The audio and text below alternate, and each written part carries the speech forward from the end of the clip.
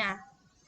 Perhatikan anak-anak, untuk materi hari ini lumayan sulit dan kalian harus memahami sungguh-sungguh karena nanti ada tugas KI 4 presentasi tentang hari-hari besar Gereja Katolik yang ada dalam ringkasanmu. Di situ masih ada 2 yang belum ditulis. Jadi nanti ditambahkan lagi. Poin-poinnya saja, tidak perlu semuanya. Kalau kalian mau semuanya ya enggak apa-apa, nanti ada nilai plusnya. Sekarang kita lihat tentang doa syukur gereja. Selama liburan puasa besok, boleh menyicil untuk membuat videonya, meskipun belum ada linknya di GCR, karena ini materinya lumayan sulit. Jadi mulai menyicil belajar untuk menghafalkan. Kita lihat untuk materi kita hari ini yaitu doa syukur gereja. Doa syukur gereja itu tidak jauh dari perjamuan makan, yang dimana sumbernya pada saat Yesus mengadakan perjamuan malam terakhir bersama 12 muridnya, dimana oleh Gereja Katolik diperingati pada hari apa? Siapa yang tahu? Peringatan Yesus? Kamis Putih, pinter. Kamis Putih itu merupakan perjamuan malam terakhir Yesus bersama para muridnya. Nah, mengapa ada dalam doa syukur gereja? Mengapa gereja bersyukur? Karena gereja mengingat kembali akan keselamatan yang Allah berikan.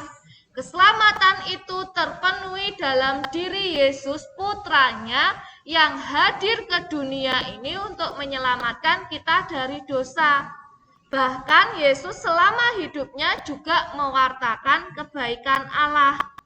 Sebelum sengsara, Yesus mengadakan perjamuan malam yang sekarang oleh Gereja Katolik diperingati atau dihari rayakan pada hari raya Kamis Putih. Yesus mengadakan perjamuan makan terakhir, di mana saat itu Yesus memecah-mecahkan roti, meminum anggur, membagi-bagikannya kepada para rasulnya. Tradisi itu ada sampai sekarang.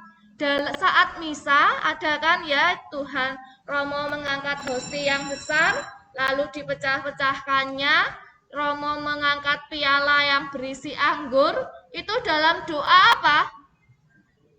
Bagian dalam perayaan Ekaristi. Inilah tubuhku, inilah darahku, itu doa apa yang di rumah? Agamanya Katolik. Doa apa? Loh, mana ada dalam perayaan Ekaristi kok? Dalam misa. Romo mengangkat anggur, mengangkat piala. Doa apa? 4A. Iya, doa syukur agung. Doa syukur agung atau DSA itu puncaknya pada perayaan Ekaristi ada di situ, mengenang kembali Yesus yang mengadakan perjamuan malam terakhir bersama para muridnya. Nah, sekarang kita lihat dalam Injil Matius bab 26 yang ceritanya ada di LKS kalian. Sini kita lihat filmnya bersama-sama. Ini hanya puncaknya Yesus di mana Yesus memecah-mecahkan roti ya. Jadi pada poinnya saja perjamuan malam terakhir itu.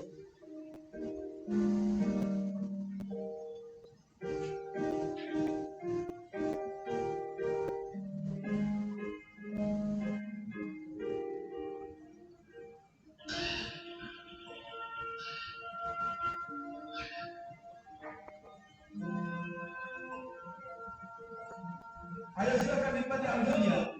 Akhirnya, Yesus dan ke-12 muridnya berkumpul untuk pesta hari raya. Berkati seni Kau Tuhan, dengan kami Raja semesta yang telah menciptakan Kau dan aku. Amin.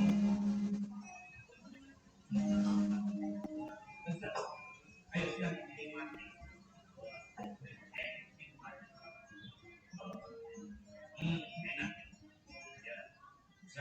Akan aku beritahu sesuatu sebelum terjadi. Salah satu dari kalian akan mengkhianatiku. Mengkhianati? Siapa? Siapa yang mungkin melakukan? Apakah aku?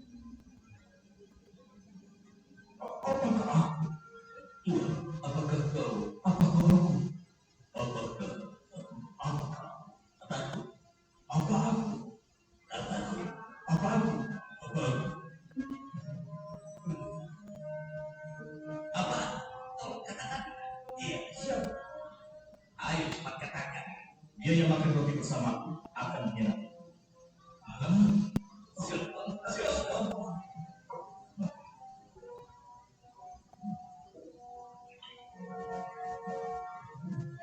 Tuhan, apakah aku kau yang mengatakannya? Apa yang ingin kau lakukan? Tidak seorang pun selain Yesus tahu apa yang akan dilakukan dia. Yudas mau pergi kemana ini? Aku tidak tahu. Mungkin begitu persediaan makan.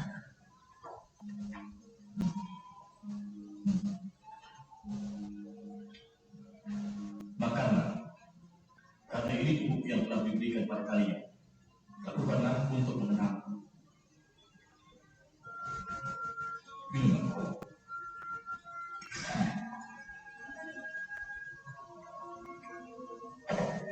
Ini darahku yang ditumpahkan ke banyak orang untuk menghapus dosa-dosa dunia.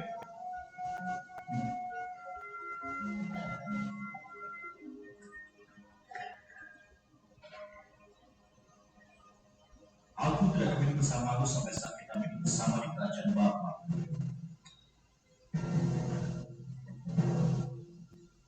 Adik-adik, apa yang kita pelajari dari cerita ini? Kita belajar dari bagian cerita ini bahwa Yesus menjadikan malam perjamuan pada dalam murid-muridnya sebagai lambang akan kematiannya. Dia adalah roti dan dia adalah anggur. Artinya dia memberikan hidupnya dalam mencurahkan darahnya untuk menebus kita. Dan karena itu luar biasa yang Tuhan kerjakan buat kita ya. Dia memberi dirinya untuk menebus dosa kita supaya kita semua yang percaya kepada Yesus boleh menerima keselamatan. Yang kedua kita belajar. Mungkin adik-adik berpikir, saya tidak akan menjadi Yudas. Tapi hati-hati, jangan contoh. Karena yang kita bisa saja menjadi orang seperti Yudas. Kalau adik-adik tidak berdoa kepada Tuhan, Tuhan, mungkin kita bisa saja menjadi orang yang seperti Yudas. Karena itu, bersyukurlah untuk apa yang Tuhan kerjakan kita dan jangan lupa untuk berdoa minta pertolongan kepada Tuhan supaya kita terus menjadi orang-orang yang setia kepada Yesus Tuhan kita. Sampai ketemu di cerita sepekan yang berpasca berikutnya. Tuhan Yesus memberkati. Oke, berarti tadi sudah dijelaskan di mana Yesus menyerahkan dirinya dalam rupa anggur dan roti. Berarti sama halnya Yesus sudah menyerahkan seluruh hidupnya bagi kita. Dari perjamuan malam terakhir yang diadakan oleh Yesus merupakan peringatan Yesus akan kematiannya. Pada malam itu dia mengadakan perjamuan malam terakhir. Setelah itu menunjukkan bahwa dia datang untuk melayani dengan apa? Kamis putih itu Yesus datang untuk melayani, bukan dilayani. Hal itu ditunjukkan dengan cara apa pelayanan Yesus kepada para murid? Membasuh kaki para rasul. Pinter. Membasuh kaki para rasul itulah yang dilakukan oleh Yesus. Setelah itu Yesus mengadakan perjamuan, kemudian Yesus pergi kemana? Bersama 3 muridnya. Taman Getsemani untuk berdoa kepada Bapaknya. Malam itu juga Yesus ditangkap dan besoknya Yesus harus mengalami kesengsaranya dengan memanggul salibnya. Dan pada besoknya yaitu Jumat Agung, Yesus harus menyerahkan dirinya dengan wafat di kayu salib untuk menebus dosa manusia. Nah, sekarang kita lihat di situ. Sambil kalian garis bawahi poin yang harus dihafalkan dalam tugas KI 4. Boleh lagi ditambahkan kalimatnya. Yang penting poinnya itu harus ada dalam presentasi kalian yang kalian garis bawahi. Yang pertama, hari raya Natal ini pasti sudah semuanya tahu. Natal memperingati hari raya apa?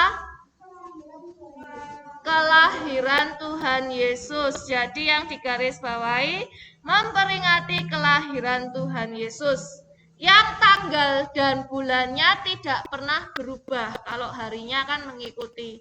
Tapi kalau tanggal sama bulannya tidak pernah berubah, yaitu pada tanggal 25 Desember. Selain Tuhan Yesus untuk memperingati Tuhan Yesus yang lahir, juga menunggu sebagai ungkapan syukur atas kedatangannya yang nantinya Yesus akan datang untuk yang kedua. Itu kapan? Makanya kita harus berjaga-jaga dan berdoa. Jadi yang perlu dihafalkan Hari Raya Natal memperingati kelahiran Tuhan Yesus. Yang kedua ada Epifani, digaris bawahi, memperingati penampakan Tuhan kepada 3 raja dari timur. Epifani ini minggu kedua setelah Natal. Setelah selesai tanggal 6 Januari sudah sebenarnya tidak bisa lagi merayakan perayaan Natal. Makanya kenapa di sekolah itu perayaan Natal sebelum tanggal 6. Karena saat itu masih dalam suasana Natal, Epifani itu. Yang ketiga, itu di situ sebelum Minggu Palma ada Rabu Abu. Jadi 3 boleh diselipkan di situ Rabu Abu, .2 ditambahkan. Nanti nomornya diganti ya, Minggu Palma itu 4, Kamis Putih itu 5. Itu dulu saja yang nomornya diganti, karena nanti ada tambahan lagi.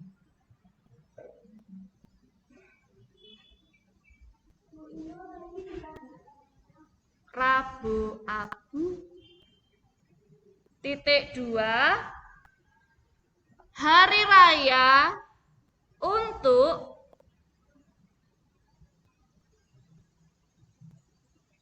tulis. Nanti kalau presentasi kurang Rabu Abunya ya berarti nilainya sudah berkurang. Hari raya untuk mengawali berpuasa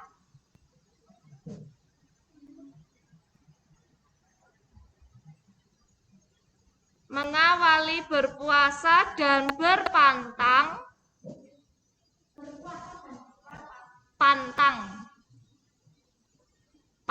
untuk tidak makan ini makanan kesukaanmu pada saat seperti ini kan, ini masa Prapaskah, ini masa Rabu Abu juga. Masa untuk sekarang ini berarti harus berpuasa dan berpantang. Berpuasa dan berpantang sebagai tanda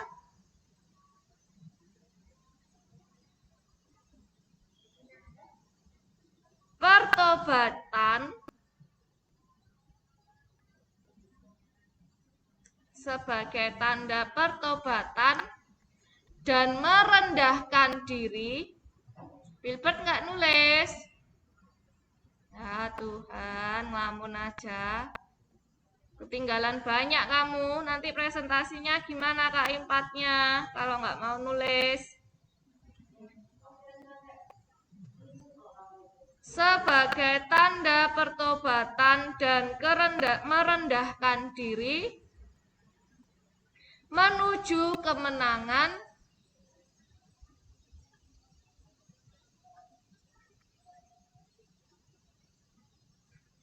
kebangkitan Kristus. Menuju kemenangan kebangkitan Kristus. Sudah? Ya.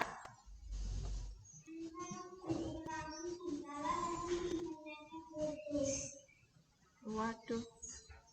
Oke, Rabu Abu adalah hari raya kekristenan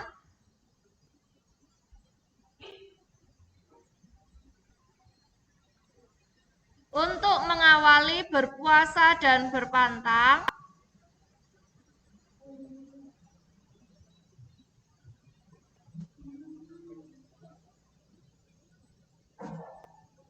sebagai tanda pertobatan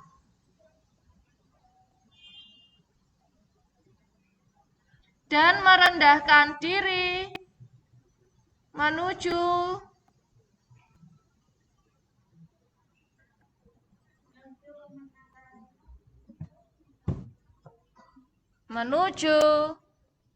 kemenangan kebangkitan Kristus.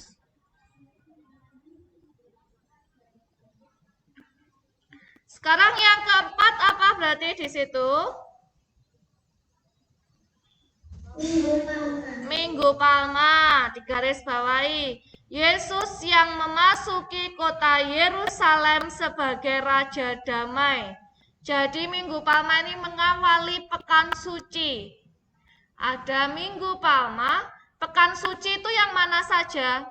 Trip hari suci itu Minggu Palma, Kamis Putih, dan Jumat Agung. Jadi yang mengawalinya ialah Minggu Palma ini. Minggu Palma di mana Yesus memasuki kota Yerusalem sebagai Raja Damai. Di mana Yesus masuk dalam gerbang Yerusalem lalu dielu-elukan dengan daun palma. Kalau kalian mungkin pernah lihat Yesus naik keledai, bukan kedelai ya. Yesus naik keledai. Terus dielu-elukan dengan menggunakan daun palma. Yang biasanya oleh gereja Katolik pada saat Minggu Palma ini umatnya membawa daun palma kan. Lalu dibawa pulang kembali daun palmanya setelah diberkati, diperciki air suci, pasti lama-lama kering.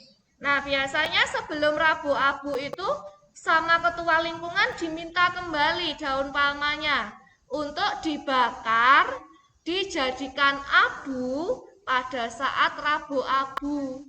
Jadi abunya itu dari daun palma yang sudah pernah diberkati pada saat Minggu Palma ini. Kalau yang dulu-dulu abunya ditaruh di dahi kan, semua kelihatan abunya. Kalau karena masa pandemi ini tidak boleh skin to skin, jadi harus ditaburkan di atas kepala, di rambut yang kemarin terakhir itu. Nah, pasti yang ke gereja tahu ini. Lalu sekarang yang kelima berarti apa? Kamis Putih. Digaris bawahi merayakan perjamuan terakhir yang diadakan Yesus bersama para muridnya. Yang keenam berarti Jumat Agung, di mana sesudah Yesus tadi Bu Ino sudah jelaskan, setelah dia mengadakan perjamuan malam terakhir, membasuh kaki para rasul, berdoa di Taman Getsemani, Yesus ditangkap dan besoknya pada hari Jumat Agung inilah bukti kasih Yesus. Bukti cinta kasih Yesus, cintanya kepada umat manusia dengan dia rela menyerahkan seluruh hidupnya, bahkan nyawanya pun dengan wafat di kayu salib yang diperingati oleh gereja Katolik pada hari Jumat Agung. Digaris bawahi peringatan terhadap sengsara dan wafat Yesus di kayu salib. Yang keenam itu yang keenam itu berarti keenam atau ketujuh? Jumat Agung tadi yang keberapa? 6 ya, berarti sekarang 7. Yang ketujuh ialah Sabtu Suci, ditambahkan di situ. Sabtu Suci. Titik 2.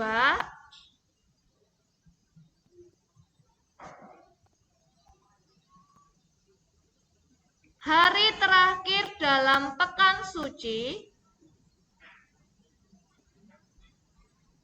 Hari terakhir dalam Pekan Suci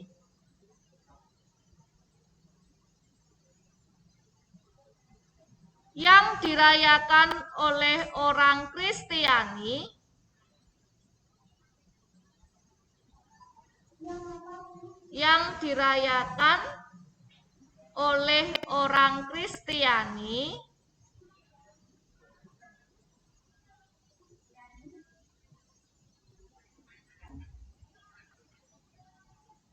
sebagai persiapan perayaan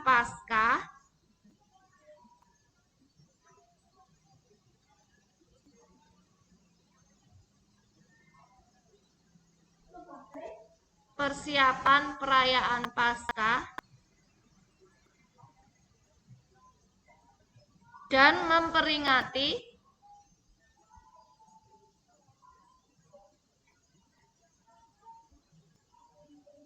pada saat tubuh Yesus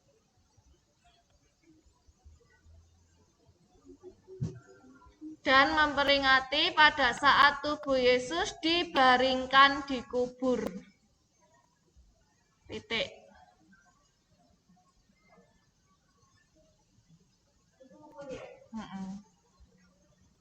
Yang ke-8 berarti sekarang Minggu Paskah, digaris bawahi kebangkitan Yesus Kristus itu. Hari Raya Kebangkitan Yesus Kristus. Yang ke-9 ialah Pentakosta, garis bawahi 50 hari sesudah Paskah turunnya Roh Kudus atas para rasul. Ini tadi 50 hari sesudah Paskah di mana Roh Kudus turun atas para rasul ketika para rasul merasa ketakutan. Sebelumnya itu Yesus naik ke surga. Kalau Yesus naik ke surga itu 40 hari sesudah Paskah. Ingat-ingat, Yesus naik ke surga itu 40 hari sesudah Paskah. Kalau Pentakosta itu berapa hari sesudah Paskah? 50 hari. Dalam kalender di Indonesia ini biasanya peringatan keagamaan diberi tanggal merah itu dijatah 2 atau 3 hari tanggal merah. Gereja Katolik itu sebenarnya hanya mendapat 2 kali saja, yaitu Natal dan Paskahnya kan sudah pasti tanggal merah hari Minggu. Yang tanggal merah itu malah Jumatnya, di mana kita mengenang Yesus yang wafat. Jadi yang tanggal merah Paskah libur tahun ini mana kalender? Itu yang merah itu ya, yang merah ini April itu adalah Paskahnya. Paskahnya, Jumat Agungnya. Nah, ini kan Jumatnya. Karena Paskahnya pasti sudah hari Minggu. Nah, nggak pernah, Paskah selalu 3 hari sesudah Yesus wafat. Namanya juga Jumat Agung. Masa Jumat Agung mau ditaruh di hari Senin? Nggak jadi Senin Agung nanti kan? Nggak mungkin. Selalu pada hari Jumat. Karena sesuai dengan peringatannya, nama peringatan Hari Besar Katolik itu. Nah, jadi Natal sama Tuhan wafat Jumat Agung itulah yang tanggal merah selalu itu. Tetapi sebenarnya ada lagi tanggal merahnya yang juga dirayakan oleh Gereja Katolik, yaitu kenaikan Yesus di surga. Cuma dalam kalender itu tulisannya bukan kenaikan Yesus di surga, kecuali kalendernya memang kalender Katolik. Tapi tulisannya kenaikan Isra Mi'raj. Isra Mi'raj itu ya Yesus itu dari mereka yang beragama Muslim. Isra Mi'raj itu ya Tuhan Yesus itu. Tapi di sini oleh kalender juga dibuat tanggal merah. Tapi ditulisnya Isra Mi'raj. Jadi sebagai tanggal merahnya umat Muslim juga. Nah, setelah itu kita lihat yang dihafalkan lagi.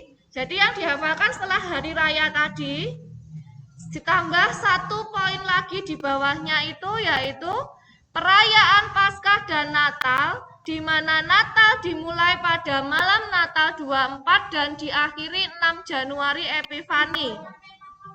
Ya, sedangkan Paskah dimulai selama 50 hari sejak Minggu Paskah hingga Minggu Pentakosta. Di bawahnya poin yang Pentakosta itu loh. Yang pertamanya, yang ada tulisannya masa Natal dimulai pada malam Natal 24 Desember. Coba dilihat di bukumu. Ada kan? Nah, itu poin keberapa itu? Nomor berapa di LKS-mu? Nah, sampai di nomor 9 itu yang dihafalkan. Sama ditambah tadi kan ada Rabu Abu sama Sabtu Suci. Seluruh lingkaran pada hari raya Natal dan Paskah, biasanya umat Katolik itu menyingkatnya dengan Napas, Natal dan Paskah, karena merupakan 2 hari raya besar. Siapa di sini orang Katolik yang ke gerejanya hanya Napas saja? Hari Minggunya enggak ke gereja. Tapi ketika Natal sama Paskah gerejanya langsung penuh, tidak seperti biasanya. Tetapi saat hari Minggu biasa umatnya kok ya itu-itu saja. Lah terus yang datang saat Natal sama Paskah tadi umat dari mana? Mereka yang Katolik yang hanya maunya ke gereja pada saat napas saja, itu pasti itu seperti itu, dimanapun semuanya pasti seperti itu. Ketika napas ini semuanya banyak yang datang, tapi pada minggu biasa itu males sekali ke gereja. Nah, keseluruhan persiapan hari raya Natal dan masa Natal itu disebut dengan lingkaran Natal otomatis. Kalau hari raya Natal pasti lingkaran Natal, sedangkan Paskah dan masa Paskah pasti lingkaran Paskah. Yang dilakukan Yesus bersama para muridnya ialah mengadakan perjamuan makan malam. Yesus memimpin perjamuan dan mengucap berkat, memecahkan roti dan membagi-bagikannya kepada murid-muridnya. Ia mengedarkan piala berisi anggur. Kata-kata yang diucapkan Yesus saat membagi roti digarisbawahi. Saat Yesus mengangkat anggur digarisbawahi kata-katanya apa? Itu ada dalam doa syukur agung yang di awal tadi sudah Bu Ino jelaskan.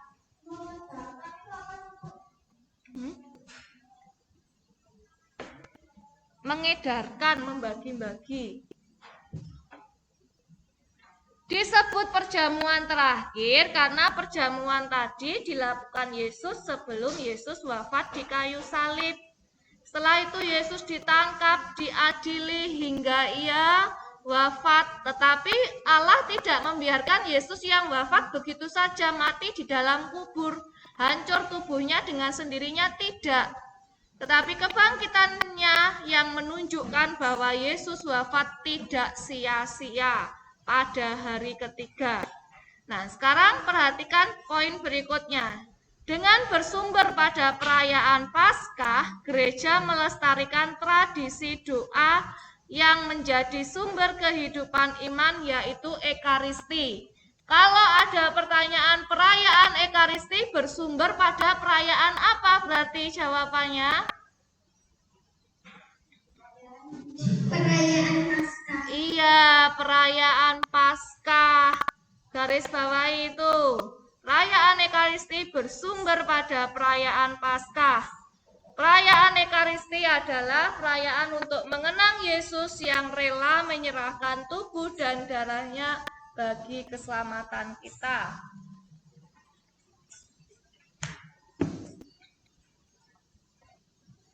Peristiwa perjamuan terakhir secara khusus kita kenangkan pada perayaan Ekaristi, khususnya doa syukur agung garis bawahi. Poin yang terakhir, perayaan Ekaristi atau perjamuan disebut sebagai sumber dari tujuan seluruh perayaan gereja. Karena perayaan Ekaristi artinya perayaan yang dipesankan ini sama kayak tadi ya, yang ini ya. Menyerahkan tubuh dan darahnya bagi keselamatan kita. Terus dalam perayaan Ekaristi yang utama itu ada dalam liturgi Sabda dan liturgi Ekaristi. Dalam perayaan Ekaristi itu ada 4 susunannya. Pembuka, liturgi Sabda, liturgi Ekaristi, dan penutup. Poinnya ada pada liturgi Sabda dan liturgi Ekaristi ini. Liturgi Sabda di mana Yesus yang bersabda, garis bawahi. Sedangkan Ekaristi, Yesus yang hadir dengan tubuh dan darahnya. Ekaristi menjadi sumber perayaan gereja karena Ekaristi menjadi pola bagi seluruh perayaan gerejani.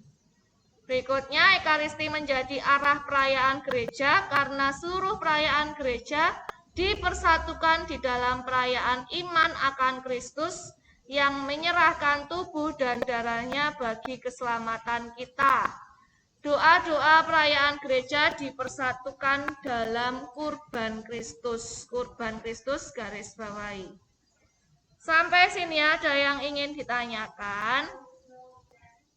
Kita lihat LKS-nya.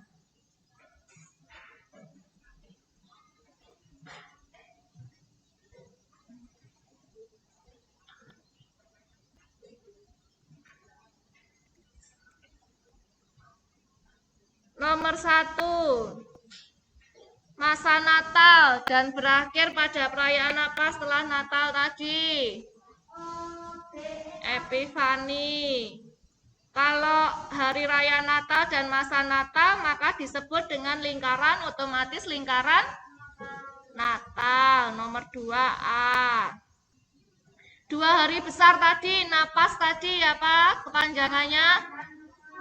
Ya, jangan kalau PH ditulisnya napas loh ya. Harus Natal dan Paskah lengkap. Kalau mbok tulis napas tak tambahi napas buatan nanti. Berikutnya, nomor 4, perjamuan terakhir Yesus memberikan teladan agar para murid saling melayani. Nomor 5, masa sebelum Paskah ialah masa Prapaskah. Titik 2, masa pertobatan. Sedangkan masa Advent, titik 2, masa penantian sebelum Natal. Ditambahkan di situ masa Advent, titik 2, masa penantian sebelum Natal. Kalau masa pertobatan sebelum Paskah. Sebelum Paskah, masa pertobatan sebelum Paskah. Nomor 1, perayaan Paskah. Bersumber pada perayaan Paskah, gereja melestarikan tradisi doa yang menjadi sumber kehidupan, yaitu apa tadi? Tadi enggak mendengarkan baik. Tadi perayaan apa yang bersumber pada perayaan Paskah?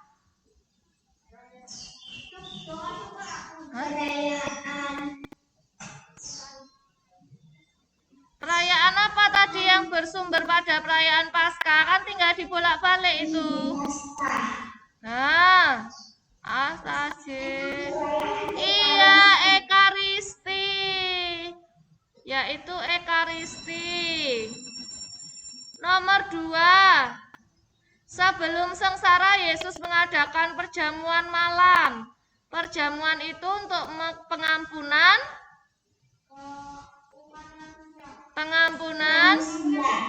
dosa. Karya keselamatan Allah nomor 2 dosa. Nomor 3, karya keselamatan Allah terlaksana secara sempurna dalam diri siapa? Di awal tadi Bino sudah jelaskan. Yesus, pinter. Yesus sebagai lambang penyerahan diri untuk penebusan dosa. Pada hari ke-40 tadi merupakan hari Yesus. Setelah kebangkitannya Yesus 40 hari tadi loh. Sebelum Pentakosta. Yesus apa? Iya, Yesus naik ke surga. Aduh, Rek. Nomor 1. Peristiwa perjamuan malam terakhir hari raya apa tadi?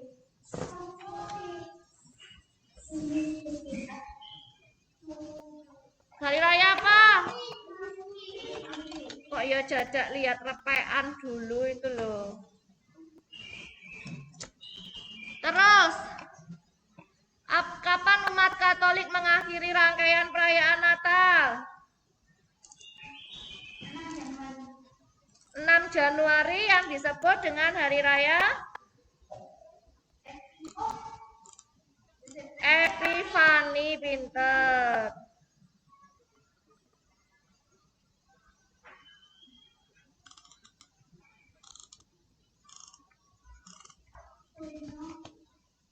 Terus, apa yang dikatakan Yesus saat mengambil piala itu ada di ringkasan materinya, dilihat. Ini adalah darahku. Dilihat dulu yang lengkap.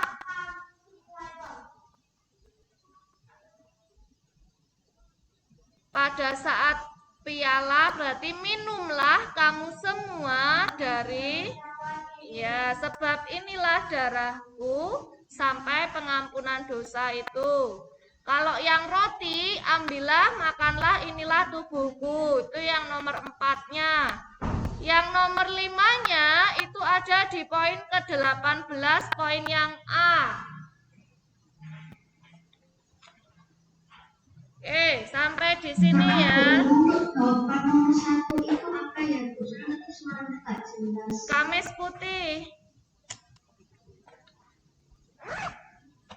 Ayo Bu, ini terima kasih. Oke. Nanti kuncinya Bu Ino kirim lagi. Semua sudah tahu kan jawabannya yang nomor 3 yang mana tadi? Ya, minumlah itu sampai pengampunan dosa. Terus yang roti tadi ambillah itu. Ya. Yang nomor 5 itu di poin 18 yang bagian A. Nanti kalian lengkapi ya. Oke, sampai di sini dulu. Terus mimpin doa.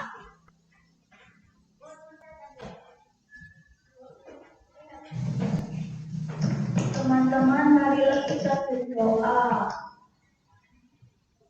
In the name of the Father, Of the Son, of the Holy Spirit. Amin. Tuhan Yesus, terima kasih untuk memberkati hari ini. Memberkati kita semua, dan teman-teman, guru-guru, dan keluarga kita. Terima kasih ya Tuhan. Amin.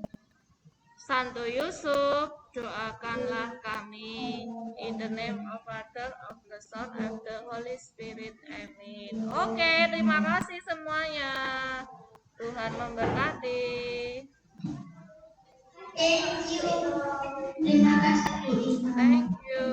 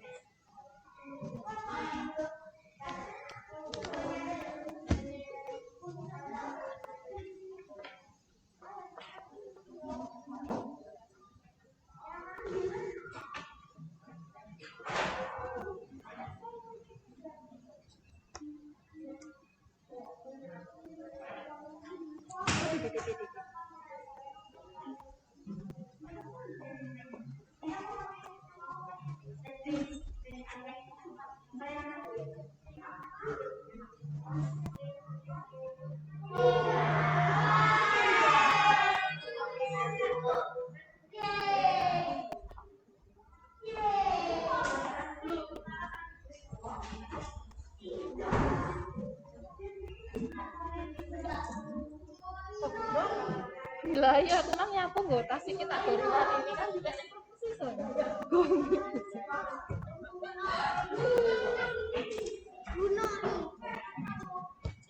Waduh, Andrew masuk, Rek.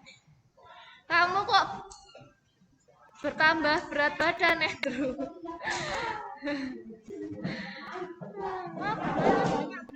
Ya dong, kan Bu Ino ngajarnya banyak. Sampai SMP. Enggak, aku rasa lebay itu. Kalau ke situ.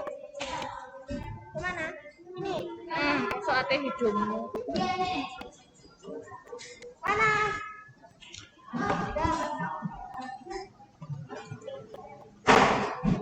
Kalian belum istirahat ya?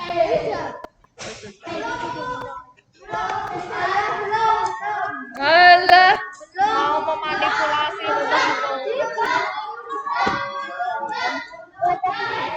Gak usah bersandera, aktingmu itu lo jelek.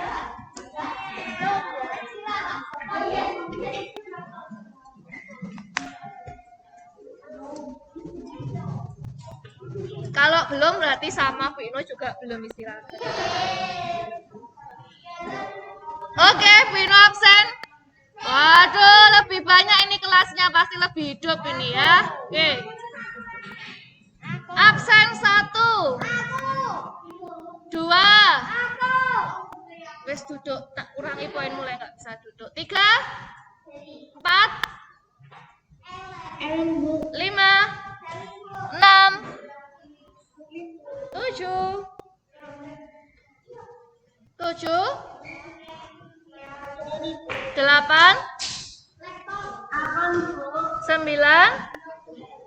10, 11, 12, 13, 14, 15, 16, mana? Belum datang ya? Bawahnya. Oh, kok enggak dinyalakan 16 kamera? 17, 18, 19, 20, 21, 22, 23, left. Oke, 24. Aaron dinyalakan kameranya 24. 24, 25, 26, 27, 28, Kenzo. Oke, kameranya dinyalakan ya. 2, lah mati lagi. Oke, 29, 30, 31, Kasal 32, Shine 33, 34, Alena 36, 37, 38. Oh, kenapa kok Brilian di rumah? Oh, nggak ada yang jemput. Oke, tahu gitu tadi bilang Bu Ino, biar Bu Ino ya nggak ngapa-ngapain sih, nggak mau nganter Bu Ino. Oke, oke, kita awali dengan berdoa absen. Andrew mimpin doa di sini. Kamu lah nggak bisa duduk, malah tak tugasi opo ae sama Bu Ino. Ayo, Andrew mimpin doa. Teman-teman, marilah kita berdoa. Bapa dan Putra dan Roh Kudus. Tuhan, tolong berkati pelajaran kami dari awal hingga akhir pelajaran. Semoga internetnya lancar supaya yang di rumah juga bisa mendapatkan pelajaran dari Bu Ino. Amin. Santo Yusuf, Doakanlah kami dalam nama Bapa dan Putra dan Roh Kudus. Amin. Oke, pertama-tama Bu Ino minta maaf dulu ya untuk PH kemarin karena koreksinya agak lama. Dengan kondisi tubuhnya Bu Ino yang kemarin sempat sakit, jadi koreksinya agak lama. PH-nya sudah Bu Ino beri di Bu Rosi mana? Belum dibagi. Nanti minta di Bu Rosi ya. Nanti. Sekarang duduk dulu. Terus karena kalian sudah PH, jadi sekarang masuk materi baru. Yang ini materinya agak berat karena banyak sekali yang harus kalian pahami sungguh-sungguh dan ditambahkan di ringkasan materinya. Loh, tadi belum Bu Ino stop.